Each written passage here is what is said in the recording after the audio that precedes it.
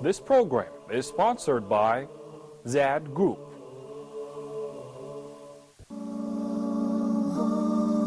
Allah is my heart's speech, your mercy is what I beseech. Keep in my heart your remembrance, and in your deen allow me to advance. Help me in my quest, permit me to pass the ultimate test. Help me in my quest, permit me to pass the ultimate test. Bismillah ar-Rahman ar-Rahim. Alhamdulillahi Rabbil Alameen. Wa sallallahu wa sallam wa baraka ala al-mab'uthi rahmatan lil alameen. Nabiyyina Muhammadin wa ala alihi wa sahbihi wa man ihtada bihadihi wa istanna bi sunnatihi ila yawmiddin amma ba'd. Dear brothers and sisters in Islam, Assalamu alaikum wa rahmatullahi wa barakatuh. The first question we have from the emails, a brother who did not post his name, and he basically asks about a social question. He and his brother, both married, both have families, and both living in different countries. So his brother is living with his family and with his parents. And this brother lives abroad and works abroad. So whenever he travels for holiday, he brings his parents gifts, his brother gifts, and he also brings his sister-in-law and his nephews and nieces gifts. So he's saying that, is there any problem in doing so? And the answer is no. Usually he says, my brother does the same, and he brings my wife perfumes, so I do the same. So is there any problem? The answer is no. As long as there is no free mixing, giving a gift through your brother to his wife, this is permissible, and there's nothing haram in it. What's haram is to mix with your sister-in-law, chit-chat with her, sit with her, and talk with her freely. This is prohibited. But to give her a gift through her husband, meaning giving her husband a gift for your wife, there is nothing wrong in that, insha'Allah azza wa jal. Ammar says, is it allowed to join someone offering salah alone? If it is allowed, then there are many cases like, what if he is offering 4 rak'ah and I join with the intention of Maghrib salah? Or if a person offering with someone joins him for Isha salat, etc. Basically speaking, the ruling on joining someone for voluntary or fard prayer, while this person who is already praying alone, this is permissible. Some schools of thought say, no, it is not permissible. If an individual is praying, he intended to pray alone. So now when you join him, his intention from praying alone changes into praying in congregation. In such a change of intention affects the salah negatively, and hence this is not permissible. This is what some scholars say, and this is wrong. Now, whenever we come to a question or an issue of dispute, as Muslims, the basic thing to do is to go back to the reference. When you have a problem with your device, when you have a problem with your machine or engine, you go back to the manual, and the manual tells you what to do. So as Muslims, we have to go back to the main sources of Islam, the Quran and the Sunnah. So to answer a dilemma such as this, we refer to the hadith of the Prophet ﷺ, which was narrated by Abdullah ibn Abbas, may Allah be pleased with him and with his father. He says that I spent the night at the Prophet's house ﷺ with my aunt Maymuna, who is the aunt of Abdullah ibn Abbas, Khalid ibn Walid, and others. So she's the mother of the believers, the wife of the Prophet ﷺ. He said, I spent the night at my aunt's house when the Prophet was there, and I pretended to go to sleep. And I was watching the Prophet ﷺ as he fell in deep sleep. Then he woke up and he recited the last 10 ayahs of Surah Al-Imran in other narrations, and then he sallallahu alaihi wasallam made wudu and started to pray.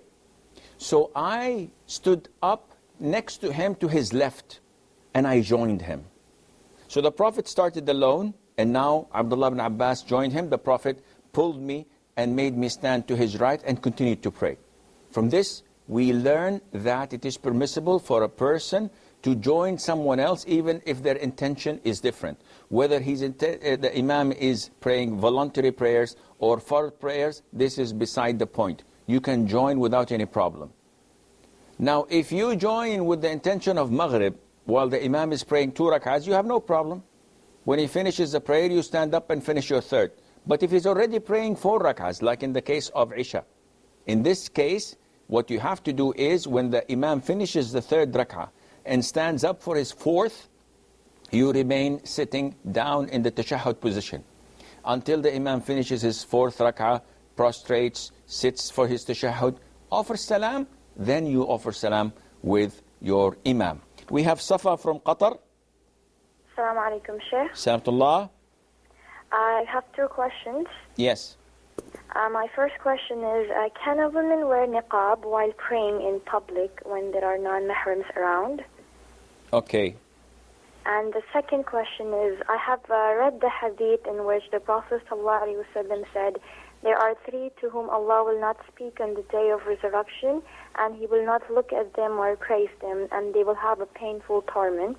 The first one is the one who lets his garment hang below his ankles. The second one is the one who reminds others of its favors, and the last one is the one who disposes of his goods by swearing a false oath. My question is, in the first case, does this include men and both women, or it's just for men? Okay. I will answer your question, inshallah. Okay, jazakallah khair. Wa jazakum. Muhammad from Saudi Arabia. السلام عليكم. وعليكم السلام ورحمة الله. حياكم صباح الخير. حياك الله أخي. كيف حالك شيخ؟ حياك الله. الله. Sheikh, there is one family who consists of 2 brothers, 2 sisters. Elder sister got married, settled. Second is the eldest brother, and the third is the sister. So she got married, and recently her husband expired. So they are afraid that she is afraid that nobody is to take care because she is alone, no kids, nothing. So is it the responsibility of her elder brother to take care of her, irrespective of any consequences? And my second question is, a friend of mine, his wife is very much afraid of traveling to Mecca or Medina. They are living in Saudi. So what is the ruling for this? I mean, why is afraid? They have already performed Hajj and all that, So I don't know, every time when we ask, my friend asks to his wife to accompany her to Mecca or Medina. So no, you go. So it's happening from long time. Okay. So these are the 2 questions. Okay, I will answer you, inshallah. I appreciate it. Thank you very much. حياك الله أخي. Sister Safa from Qatar asked a question saying, what is the ruling on women praying, wearing the niqab, where they are in public and there are non-mahram men around them? The answer is, this is mandatory. If we say that covering the face of a woman is mandatory in public, in the presence of non-mahram men looking at her, in this case, if she were to pray, she has to maintain covering her face because there are men around her looking at her. But if she is in a private room or in a private place where there are no non-mahram around, it is prohibited. She has to uncover her face. Her second question was regarding the prohibition of lowering the garment below the ankles. And this is known as isbal. The Prophet ﷺ said a number of hadiths that threaten those who wear their trousers, their garments, their waist wrappers, or whatever, below the ankles. And the punishment is severe. Allah would not speak to them, Allah would not look at them, Allah would not purify them, and they would have strong or hard punishment and torment on the day of judgment. So she's asking, is this only for men, or is it also for women? The answer, it's only for men. Women are ordered by the Prophet ﷺ to lower their garments even if they had to go as long as a foot underneath their feet, so that their feet would not be exposed. And alhamdulillah, a lot of the practicing women do this, but not to that extent. They wear their abayas long enough so that their feet would not be exposed. Unfortunately, the nature of men and women has changed. Now men prolong their thobes, their trousers, way below their ankles, and women uplift their skirts and their dresses, maybe to the middle of their legs, or maybe to more than that. And this shows you how Satan has succeeded in drifting the people away from nature, and he has succeeded in making them disobey Allah the Almighty. Abdul Nasser from Libya. Disobey Allah the Almighty. Abdul Nasser from Libya. Sheikh, salaam alaikum. Salamullah. I have two questions, Sheikh. Yes, sir. My first question is, should in case somebody build a house, and after he finished the building, he is preparing to enter the new house, he gather his brothers and the family, they slaughter a sheep, recite Quran. Is it good in Islam or not good? He did. Wait, Abdul Nasser. He slaughtered the sheep for them to come and eat from it, or he slaughtered it and did something with the blood? No. They make like, they slaughter a sheep and prepare a food for the happiness that he is going to his new house. Okay, second question. And they recite Quran, Khatm al-Quran, like this. They do Khatm Quran with it? Yes, to make Quran, and they gather al-ulama, make something like walima. Okay. That maybe you build your new house just to protect you from any bad evil in that house. Something like that. In Africa, they are doing this. Okay, second question. My second question about the woman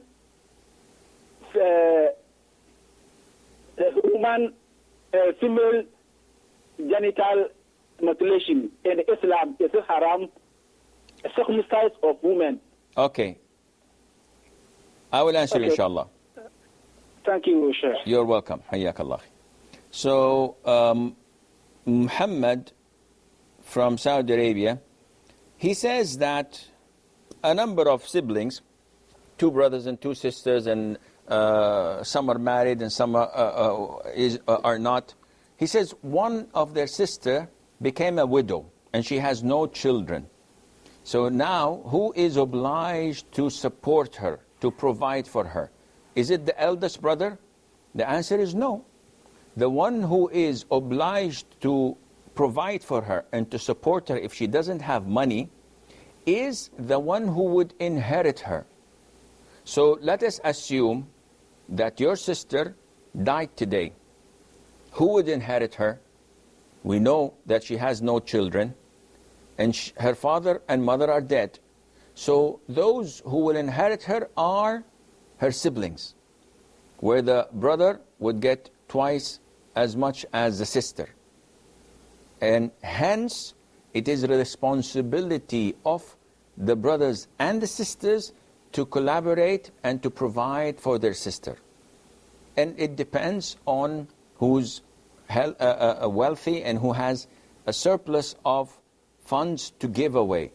But if they are stone broke and they have nothing to pay, then they are not obliged to give her, because they are supposed to spend money on themselves and their families as a priority, and then go on to look for others. But if they're, alhamdulillah, all living in insecurity and they have extra savings, they are obliged to do that, and Allah knows best.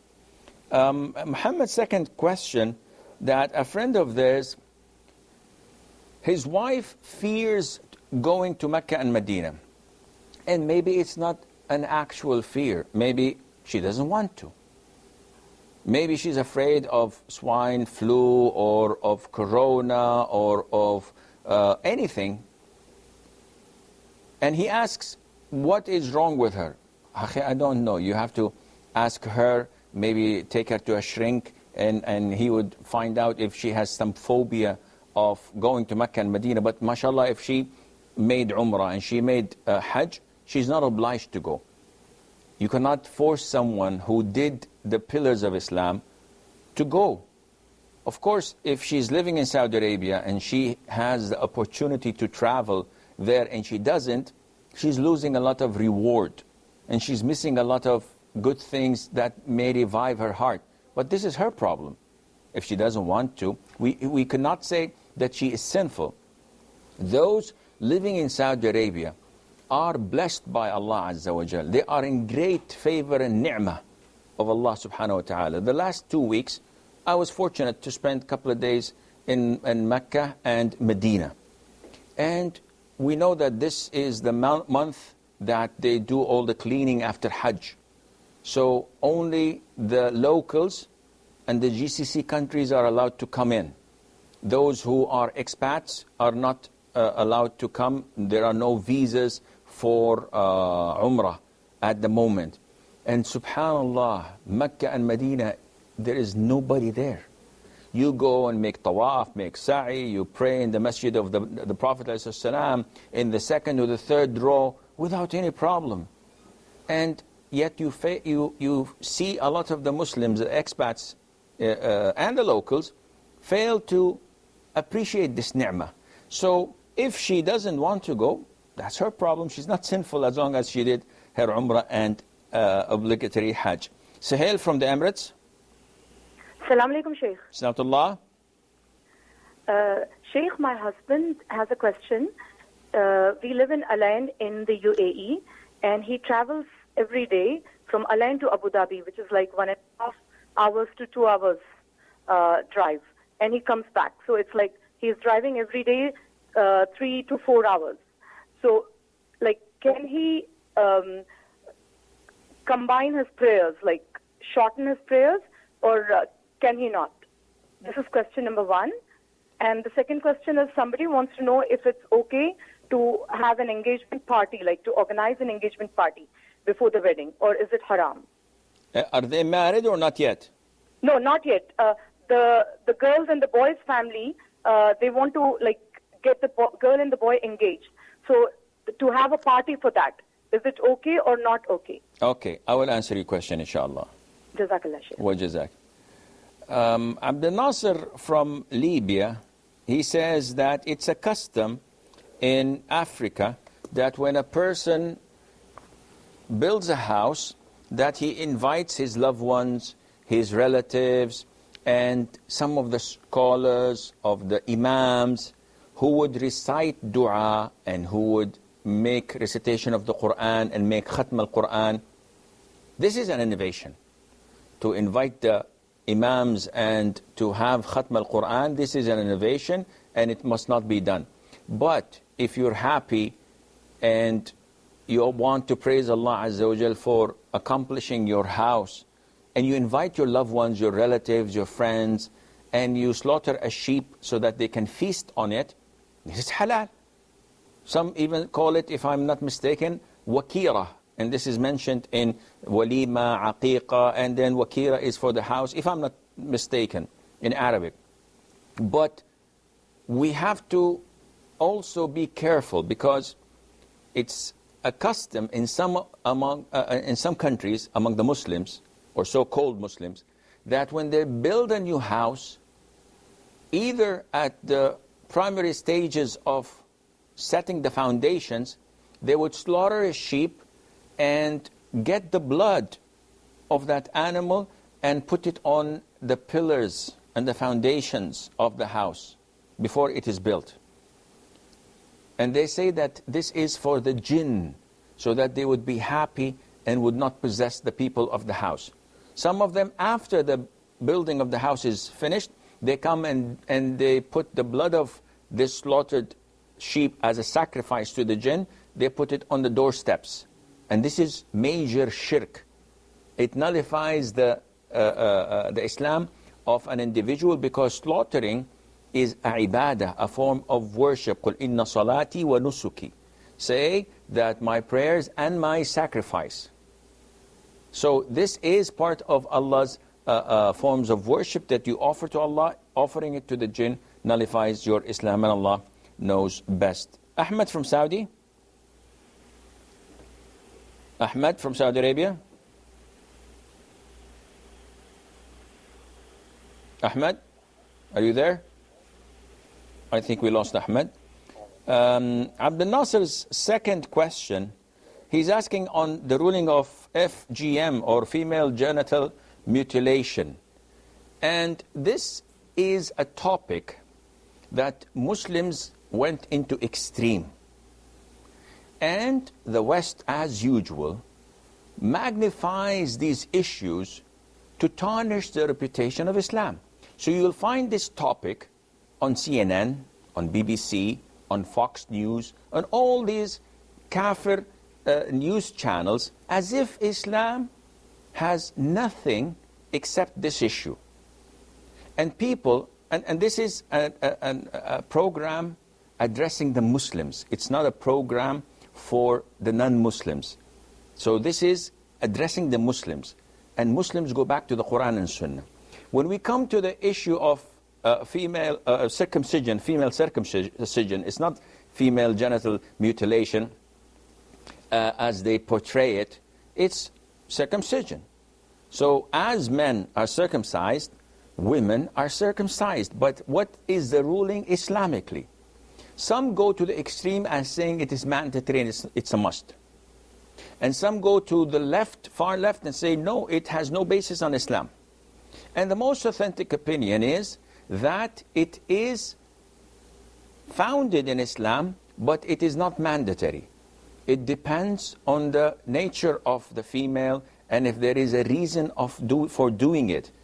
And we do not know this to be practiced except in few countries of Africa, which called some people to consider it an African custom, not related to Islam, and this is wrong. As we said, there is a hadith or two that the Prophet ﷺ acknowledged this fact, which was practiced all over in Europe, in the Middle East, at the time of the Prophet ﷺ and onwards. Now, to use this to attack Islam, nobody said it's obligatory. I have daughters and I have not done this to my daughters. None of the family members have done this or practiced it. I don't know anyone around me that practices it. So to just highlight this and underline it and say that, wow, Islam abuses women, Islam does this, Islam does that, this comes only from a kafir, from a disbeliever. Those who have prostitution legalized, those who have gay marriages, even animals don't have that. Those who sell alcohol and deal with it, those who have junkies and drug addicts in the millions, those who jails are filled with prisoners and they don't know what to do with them. They want to preach us Muslims? This is pathetic. And this calls for being pitiful and being sorry for the degree of degradation that they have reached, the low degree of immorality and moral conduct when they come and preach the converters. So again, this is not mandatory, and it has to be practiced by a professional that would not harm the female when doing it, because if there is a slight percentage of harming the child, this has to be stopped. It has to be a professional who knows how to do it and to avoid wasting the pleasure of the child when she grows up, because this is the a spot where arouses the pleasure of a woman. So if she is not a professional and she does not know how to do it professionally, it must not be done. Ahmed from Saudi Arabia. I think Ahmed is gone again. Suhail from the Emirates says that her husband travels daily from Al Ain to Abu Dhabi in the Emirates, and it's about an hour and a half to 2 hours drive. Can he combine and shorten the prayer? This depends on the locals in Al Ain and Abu Dhabi. If you ask the locals, is Abu Dhabi considered to be a traveling distance to you? And they say, yes, it is. In this case, he can shorten his prayers and combine after he leaves Al Ain. So from the time he leaves Al Ain borders, he can shorten and combine. But while he is in Al Ain, he cannot shorten nor combine. But if the locals say, no, we consider Al Ain and Abu Dhabi to be suburbs of each other, so we don't consider it to be traveling distance. We go and commute 2 times, 3 times a day without any problem. In this case, he has to pray on time and full prayer. Yahya from Nigeria. Yahya. Assalamu alaikum, ya Sheikh. Salam wa barakatuh. Assalamu alaikum wa rahmatullah, ya Sheikh. Wa alaikum assalam. Listen to me from the phone and mute your TV. Sheikh, I have a question.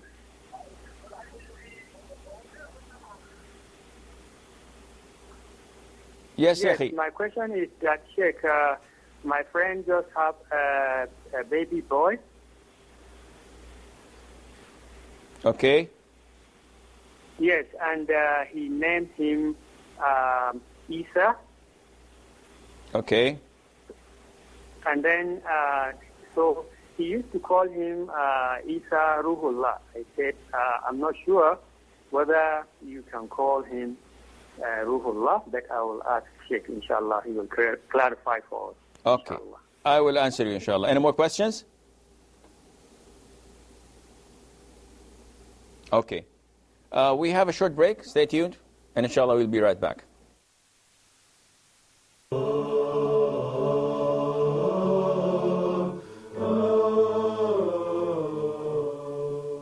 That's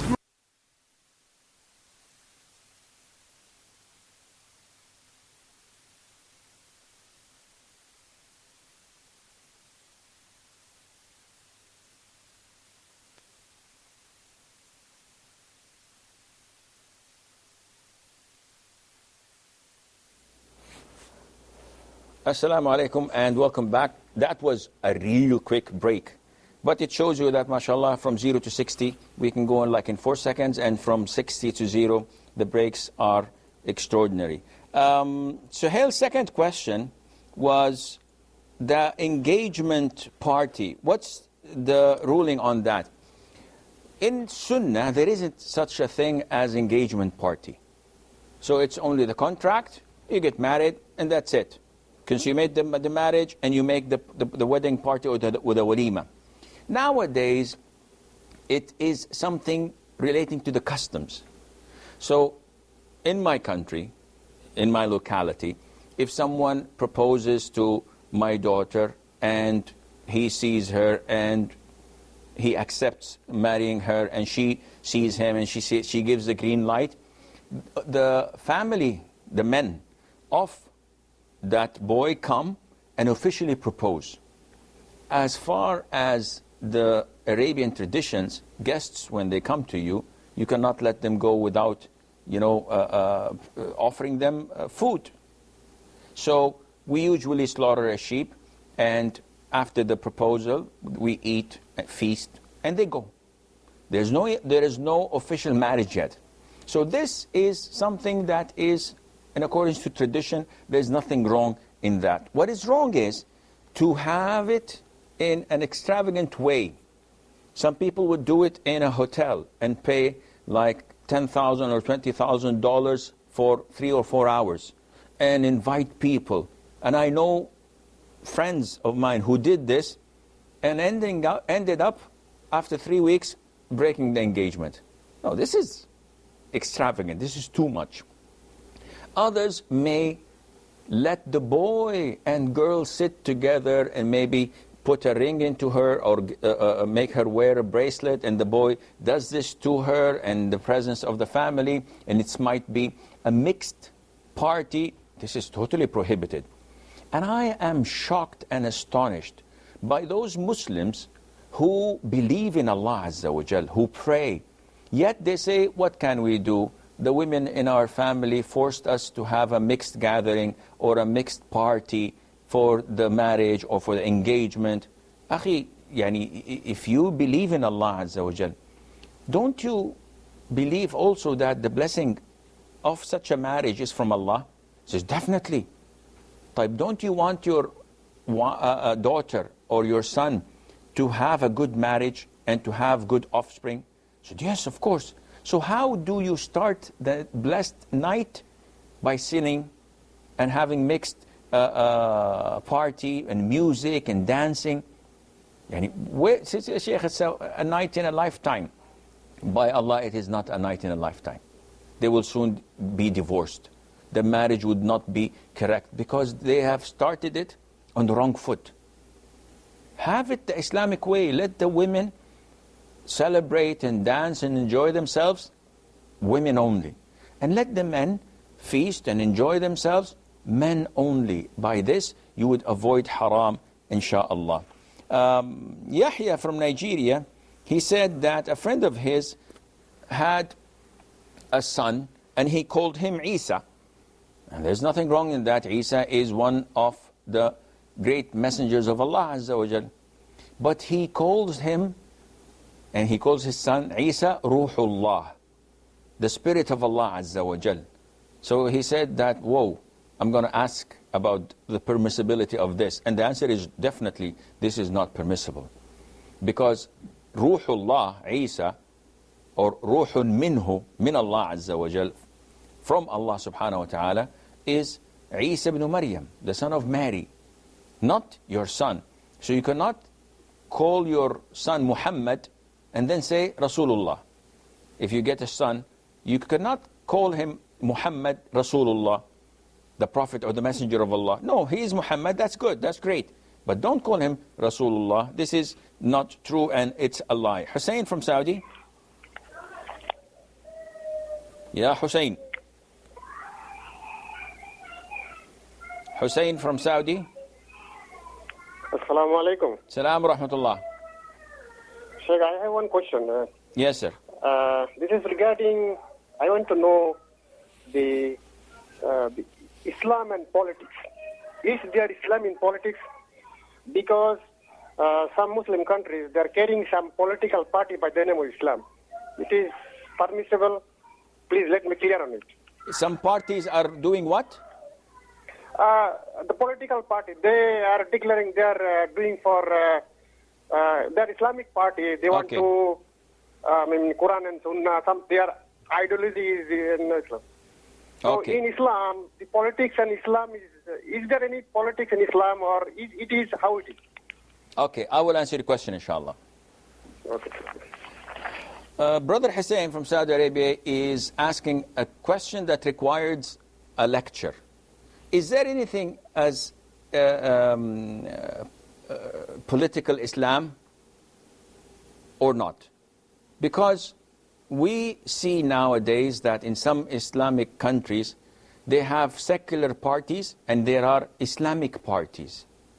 So is this possible? Is it acceptable?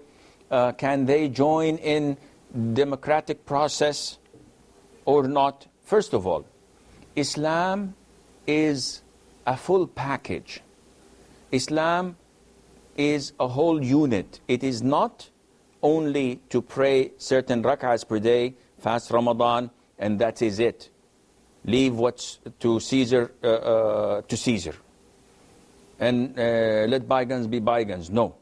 Islam is a religion that comes to govern all aspects of life, whether it's political, economical, social, it deals with finance, it deals with art, with everything. However, nowadays politics is rotten. Politics today is based on lies, is based on deceit. Politicians are the most corrupt worldwide. They are the biggest liars. They are the biggest embezzlers of the funds of the state. And not only that, they justify and they lie and lie and lie until they believe themselves. So it is very difficult to find a Muslim politician. And it is based on benefits. So the relationship between countries are not because of their cordial relationships. It is dependent on the benefits that one can get from the other. Other than that, they would sell them and kick them with their shoes away. Having the democratic process itself is not part of Islam. There isn't anything as such. Democracy is not part of Islam at all. And this what called some scholars to ban it altogether and say it is prohibited to engage in the democratic process because it is kufr, it is disbelief, it is man-made laws. Other scholars looked at the pros and cons, looked at the advantages and the disadvantages. And they said we have to evaluate the situation on the ground. So if we have a country and the people who deal with so-called democracy are ruling the country and the overwhelming support of the people is with them, if we leave the space and the arena for them, then they would rule and they would govern with non-Islamic beliefs and rules. But if we contribute and try to reduce the problems and to reduce the harm as much as possible, then we may help in such introduction of Islam that may on the long run dominate the ruling after some time. And the second or the latter is the most closest to the direction of the Sharia. If you stay away and watch the ship drown, you are part of it. But if you can salvage what you can by breaking the day of Ramadan that you're fasting in order to save someone, this is a must.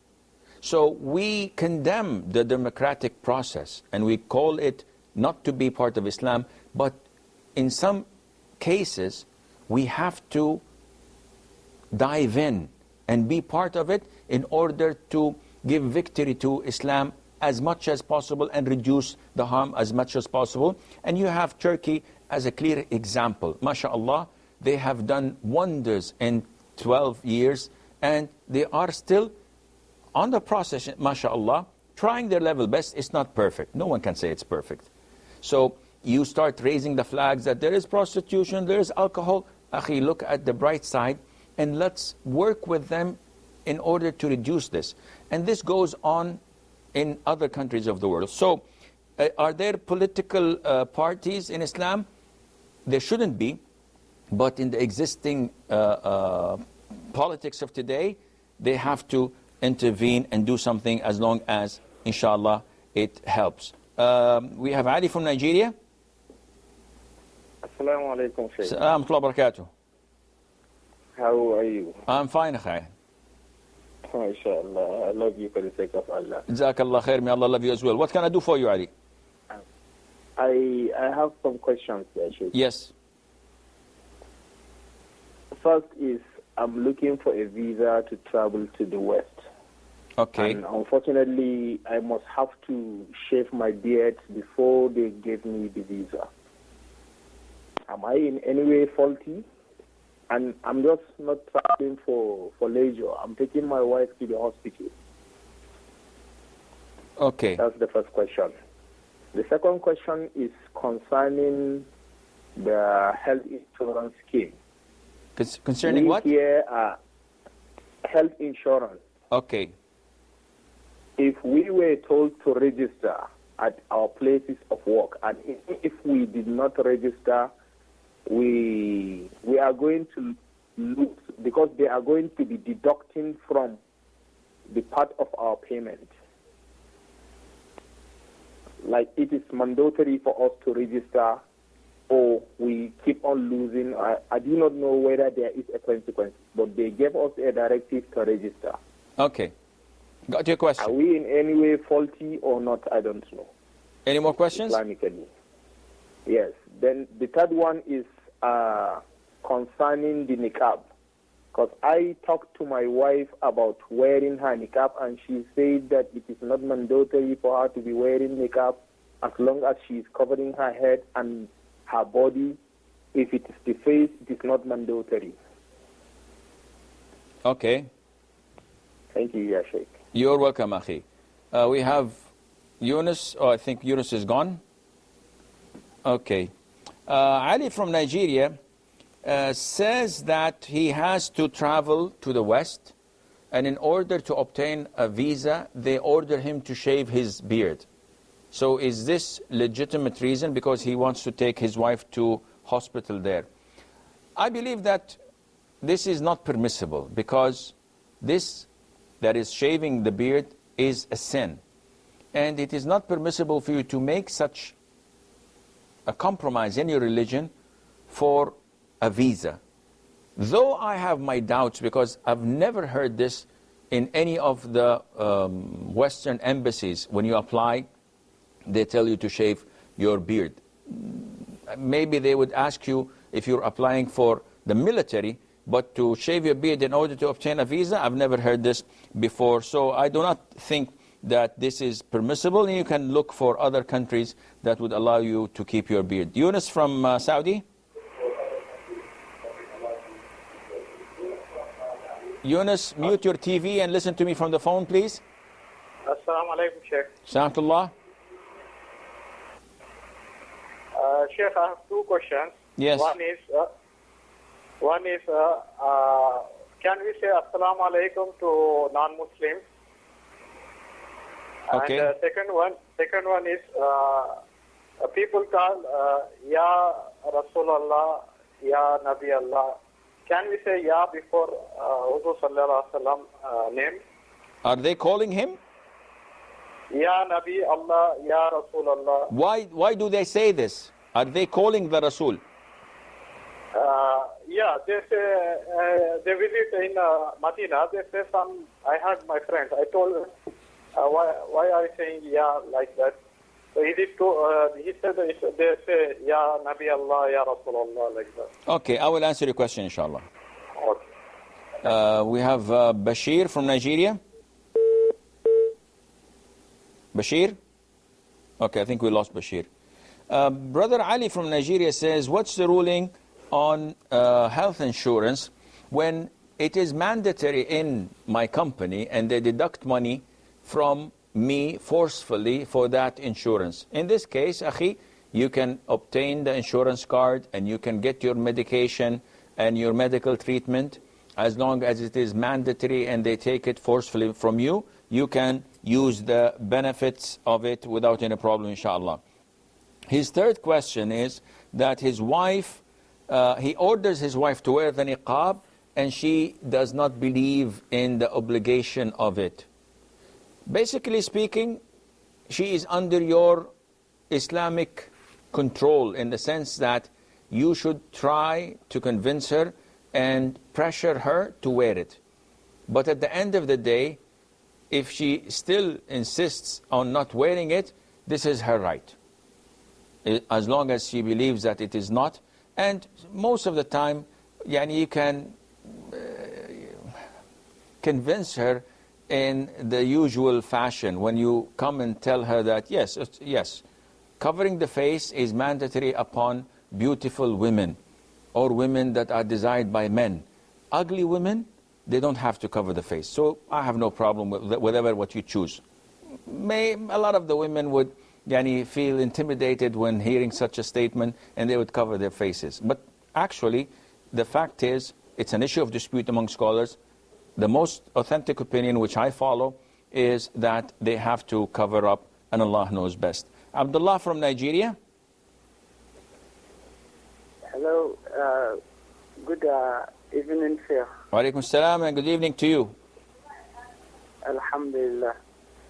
You're doing a very wonderful work, which we really enjoy, and you enlighten us to know the Islam better. So I have some questions to ask. Yes, Akhi. Please, the Sheikh. Yes, my friend. The first question is that our rulers in Nigeria, they used to sway or take oath with by the Quran, and you see that they take oath, they will work to us, they will repair the works, they will work to us by the grace of Allah, and later you see that they betray us from the presidency up to the local government levels. The second question is that you see some of the people that is they said that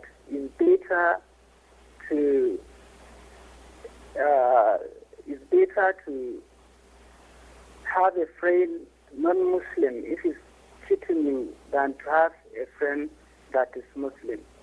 And the third question is that the zakat. If they are paying out the zakat, you see that they are giving maybe $10 or $3. They will assemble people more than 20 or 30 people, and then they will be giving them $10 or $5 instead of giving maybe if you removed maybe $1,000, you give it to 2 or 3 people. Please talk to them concerning that. I'm very grateful to Huda TV. May Allah elevate you to the highest and the highest level. Ameen, Ameen. And you as well, and I will try to answer your question, inshallah. Maryam from Saudi? Yes, my question is regarding the Hajis. When they arrive to Makkah during the month of Dhul Qaidah. Hello? Yes, I'm listening. Yeah, they arrive during the month of Al-Qaeda, maybe on the 29th, and then it's, should they trim their hair and cut their nails before the 1st of Dhul Hijjah? Or is it applicable for them, and as well as the one who is a non-Haji and who intends to give the sacrifice, even he should trim his nails before the beginning of Dhul Hijjah. So even should a Haji do the same? Okay, I will answer your question, inshallah. Yeah, okay. Jazakallah. Wa jazak. Yunus from Saudi Arabia says, what's the ruling on giving salam to the disbelievers, to the non-Muslims? This is prohibited. The Prophet said, ﷺ, do not initiate salam to them. So it is totally prohibited for me to go to a Christian and say, Assalamu alaikum. Now, if the Christian is among Muslims, or if there is a group of Christians and there is a Muslim in between them, I say Assalamu alaikum and I intend that individual. But to initiate the salam of Assalamu alaikum to a non-Muslim or to a disbeliever, this is totally prohibited. I can say good morning, hi, good day, but not this word in particular. And he says, what's the ruling on saying Ya Rasulullah, Ya Nabi Allah?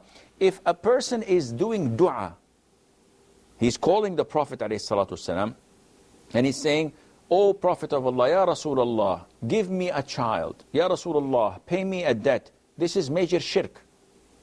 Because he's calling other than Allah Azza wa Jal. But if he is using this, Ya Rasulullah, within the salutation, so he says, Assalamu alayka Ya Rasulullah. As we say, At-Tahiyatu lillahi was-salawatu wat-tayyibat. Assalamu alayka ya Rasulullah wa rahmatullahi wa barakatuh. And in the narration of Abdullah Mas'ud, Assalamu ala Rasulillah wa rahmatullahi wa barakatuh. But in the hadith of Umar ibn al-Khattab, he taught the people to say this. Assalamu alayka ya Rasulullah wa rahmatullah. So this is permissible. But to call the Prophet ﷺ and ask him for something, this is major shirk. Abdullah from Nigeria says that some officials in our country, they swear or they take an oath over the Quran. And after that, after they assume their post or political position, they start to lie and cheat. And, akhi, this is worldwide. This is not only in your country, this is in all Muslim countries, unfortunately. This is the glitter and the glamour of the office. When you have wealth, when you have power, and you don't have any fear of Allah Azza wa Jal, all this goes down the drain. So what we do is we try our level best to select the best of the people that would come and serve their country, serve their religion, help the Muslims, rather than do that for their own selves. He says some of us say that it is best to take... Oh, we have Khadija from Sudan. Assalamu alaikum. Salam wa rahmatullah. Sheikh, my question is on the Islamic greeting. Is a female supposed to say salam to a male first, or she should keep quiet until the brother should say salam to her? And then if you should meet a group of people, should you say salam to each and every one of them, or one salam is entitled to all of them? Okay. That's all. I think I understand the question, and I'll answer you, inshallah. Brother Abdullah from Nigeria's third question, he says, if I understood it correctly, if I have a $1,000 zakat money, is it best that I give $10 to 100 people, or I give it to 2 or 3 people? It depends on the benefit of your money. If there are those who in need of your $10 only to sustain a good living, and go ahead and give it to 100 people. But if there is a particular individual who needs $300 to pay for his medical bills, to pay for his medicine, to pay for his electricity, and if you give him $10, this would not do him any good. In this case, no. I would rather give it to one person that would solve all of his problems, rather than give it to 100 person that would not solve any of their problems at all, and Allah knows best. Maryam from Saudi Arabia, she says, is the instruction of refraining from clipping nails and cutting the hair from the beginning of the month of the Hijjah, is this restriction only for those residing and sacrificing the udhiyah, or also those who come for pilgrimage? The answer, it is only for those who are residing and not performing pilgrimage. Those who are performing pilgrimage, it's a different situation for them altogether. Khadija from Sudan, if I understood her question correctly, she says, what's the ruling on giving salam to the opposite gender? The answer is, if there is no fitna, if there is no problem in that, especially if, for example, a woman goes into a shop and there's only one man, or a woman goes into an elevator and there are 2 men in the lift, and she says, Assalamu alaikum. This is problematic, because this is initiating and opening the door for chit-chatting. No, you should not say this. And if a man says, Assalamu alaikum, don't reply to him. But if there is no fitna, and it's a public place, and someone comes and says, Assalamu alaikum, you say, alaikum salam, there is no problem. Is one salam sufficient for all, or should I give salam for each and every one? No, one salam is sufficient for all. Yahya says, it is permissible to eat food that contains alcohol in their preparation. For example, sauces that are made with alcohol that is boiled and then added. There's no problem in that. As long as there is no trace of this alcohol, as in the vanilla extracts, it's prepared with dipping it in alcohol, but there is no traces of alcohol. And not all food that contains alcohol is prohibited. There are some foods that have alcohol, but very small and negligible percentages that do not affect, and this is permissible. But if there is food prepared with wine, or chocolates that has small ingredients of wine, this is totally prohibited. And there's a difference between alcohol and wine. Alcohol itself is not impure. However, wine itself, you cannot pay for it. So someone says, what's the ruling on eating this steak or this dish that we add some brandy and we light it up and all the brandy is gone? It is totally prohibited, because you will be mixing your food with wine, which is haram, and you will be paying for the wine as well, and this, whoever does this is cursed as well, and Allah Azza wa Jal knows best. This is all the time we have. Until we meet next week, same time, I leave you fi amanillah. Wassalamu alaikum wa rahmatullahi wa barakatuh. Allah is my heart's liege, your mercy is what I beseech.